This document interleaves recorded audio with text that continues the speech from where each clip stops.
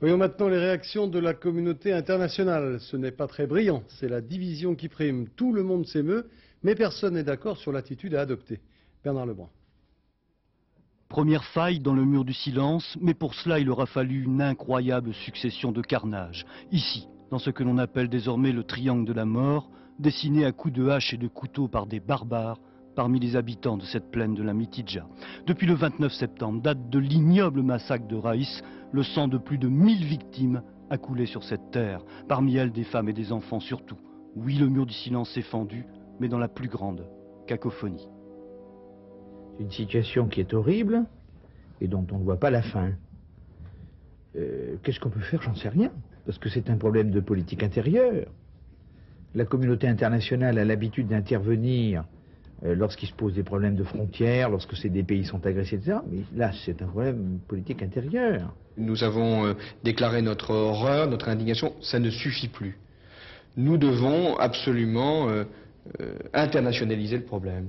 Et dans ce sens, les appels à l'ONU qui ont été faits par beaucoup, y compris des Algériens, sont des appels qui doivent être entendus. De même, nous avons souhaité que l'Europe, sans s'immiscer dans la vie de ce pays, l'Europe fasse entendre aussi sa voix.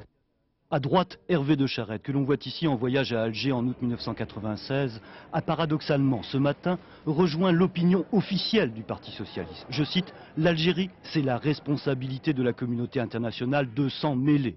Fin de citation. Et les Nations Unies, que d'aucuns appellent désormais à la rescousse. Que font-elles? Réunis depuis hier en Assemblée Générale, les 182 pays présents vont-ils enfin évoquer le sort du peuple algérien?